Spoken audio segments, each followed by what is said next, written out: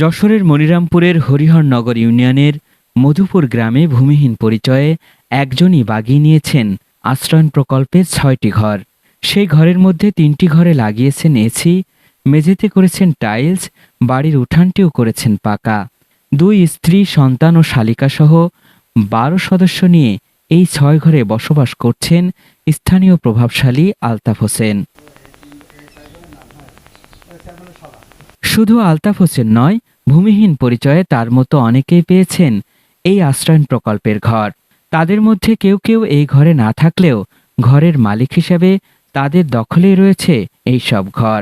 স্থানীয়দের অভিযোগ, প্রকৃত ভূমিহীনদের কপালে একটি ঘর না জুটলেও আলতাফ হোসেন পেয়েছেন ৬টি ঘর। ওখানে দিনই একটা টিউবওয়েল, তাহলে ওই জায়গায় কীভাবে থাকতে হয়? ওই জায়গায় কোনো থাকার কোনো পরিবেশ নেই। ওই জায়গায় দেশের সরকার এতে ঠিক আছে, 3টে ঘর করতে নাই 9 লাখ টাকা দেশে, 3 লাখ টাকা একটা ঘরের জন্য বরাদ্দ করেছে। তা আসলে 3 লাখ টাকার কাজ তো করিনি ওই জায়গাটায়। যারা মূলত ঘরের প্রাপক তারা ঘরটা পাচ্ছে না। ঘর দেখা গেল যে এমন লোক পেয়েছে যাদের ঘরের প্রয়োজন নাই, এমনটাই অনুভব করা যায়।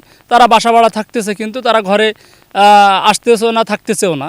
অনেকে এসে কি বলতেছে যে আমরা হলো জায়গাটা দখল করার জন্য ঘরে কিছু জিনিসপত্র আমরা রেখে যাচ্ছি, আমাদের জায়গাটা যাতে দখলে থাকে। আলতাফ জামাই নিয়ে গেলে 250 কোটি টাকা, যে 50,000 সরকারি টাকা দেবে আমাদের, তাতে আমাদের সেই অনুদানে দেখা গরু কিনলাম, কি একটা কাজে লাগালাম, তো এই বলে নিল। তা সে কোনো তো আসেনি, 50,000 টাকা সে বললে দেবে, তা দেয়নি। মধুপুর গ্রামের এই আশ্রয়ণ প্রকল্পের 22টি ঘরের মধ্যে 6টি ঘরের মালিক আলতাফ হোসেন। 2 বছর আগে গোলাপি রঙের ঘরগুলোর বারান্দা ঘেরা হয়েছে গ্রিল দিয়ে, মেঝে মোড়ানো হয়েছে টাইলসে। 3টি ঘরে লাগানো হয়েছে 1.5 টনের 3টি এসি। অভিযোগ উঠেছে ইউনিয়ন ভূমি কর্মকর্তা সহ সংশ্লিষ্টদের ম্যানেজ করে এসব ঘর নিজের নামে করে নিয়েছেন ভূমিহীন পরিচয় দেওয়া আলতাফ হোসেন। তবে তার দাবি, প্রকৃত ভূমিহীন হিসেবেই ঘর পেয়েছেন তিনি। আমার পরিবারের আমার 3 ছেলে, আমি, আমার 2 স্ত্রী, আমার বড় ছেলে 3 মেয়ে, আমার ছোটো ছেলের 1 ছেলে। আমার পরিবারের মোট 12 জন আমরা মেম্বার। তখন এখানে আমার ঘর ছিল 6টা। তখন উনি আমার 8 সালে এখানে আমার 24 শতক জমি আমি লিখে দিয়ে যাই। সেখানে আমি সেই মতো ঘর করি, গাছগাছালিও লাগাইছিলাম। তো আপনার এই 21 সালে এই প্রজেক্ট আসলো বঙ্গবন্ধু জন্মবার্ষিকী, সেই প্রজেক্টে উনি আমার এখানে একদিন আসলো, সে বলে আপনার জমিকে এখানে, তাহলে আমি বলে পরে যে এখন প্রজেক্ট হবে। তখন আমি একটা উকিলের কাছে পরামর্শ নিলাম যে আমার কোনো ঘর বাড়ি দিয়েছে, প্রজেক্ট রয়েছে, এখন আসছে, তা ঘর বাড়ি ভেঙে দেবে। এখন দীর্ঘদিন চাকরি করি, এখন সেক্ষেত্রে কোম্পানি যখন আমি বললাম যে আমার 2 এসি লাগবে, তখন কোম্পানি আছে যে যা রেট মার্কেট ছাড়া, তখন আমাকে 10,000 টাকা রেটে কমে দিলে, তখন 30,000 টাকা দিয়ে এসি নিয়ে আমার। আমরা অরিজিনালি ভূমিহীন। আমাদের 21 সালে আমাদের ঘর ছিল এই জায়গা, থাকার পরে আমাদের পরিবারে 13-14 জন ফ্যামিলি, সেইভাবে আমাদের এই জায়গাটা আমাদের ফ্যামিলির লোকজনের সবার এভাবে আমাদের 6টা ঘর দিয়েছে। এক একজনের 2 শতক করে জমি, একটা করে ঘর। আশ্রয়ণ প্রকল্পের 22টি ঘরের মধ্যে একজনই কিভাবে পেলেন 6টি ঘর? সাংবাদিকদের এমন প্রশ্নে অনেকটাই বিচলিত হন হরিহরনগর ইউনিয়নের চেয়ারম্যান আব্দুর রাজ্জাক।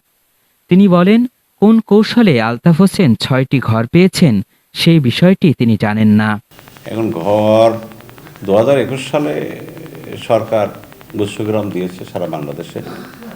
তো আমাদের এই ইউনিয়নে 2 জায়গায় গুচ্ছগ্রাম আছে, একটা হলো মধুপুর, একটা হলো গোয়ালবাড়ি। এখন উনি কোন কৌশলে নিয়েছে এটা সঠিক আমার জানা নেই, এটা তো সঠিক তথ্য আমি দিতে পারবো না কোন কৌশলে উনি নিলেন। এদিকে ভূমিহীন পরিচয় দিয়ে আলতাফ হোসেনের আশ্রয়ণ প্রকল্পের 6টি ঘর দখলের অভিযোগের বিষয়টি তদন্ত করে ব্যবস্থা নেওয়ার কথা জানিয়েছেন মনিরামপুর থানার সহকারী কমিশনার ও এক্সিকিউটিভ ম্যাজিস্ট্রেট নিয়াজ মাখদুম। শুনেছি যে এই সংশ্লিষ্ট আশ্রয়ণ প্রকল্পে কিছু ঘরের এসি লাগানোর বিষয়টি আমাদের নজরে আসছে। তো সেই প্রেক্ষিতে আমরা যথাযথভাবে তদন্ত সাপেক্ষে আমরা দেখব যে যখন বরাদ্দ দেওয়া হয়েছিল তখন সংশ্লিষ্ট নীতিমালার কোনো ব্যত্যয় ঘটেছে কিনা, এবং যারা ঘরের বরাদ্দ পেয়েছে তারা এটা পাওয়ার মতো উপযুক্ত কিনা। 2021 সালে বরাদ্দ দেওয়া 2 শতক জমির উপর নির্মিত আশ্রয়ণ প্রকল্পের প্রতিটি ঘরে রয়েছে 2টি বেডরুম, একটি রান্নাঘর, একটি টয়লেট ও একটি বারান্দা। প্রতিটি ঘর নির্মাণে সরকারের খরচ হয়েছে 2,84,000 টাকা। তবে আশ্রয়ণ প্রকল্পের ঘরগুলো প্রকৃত ভূমিহীনরা পাননি বলে অভিযোগ করছেন স্থানীয় বাসিন্দারা।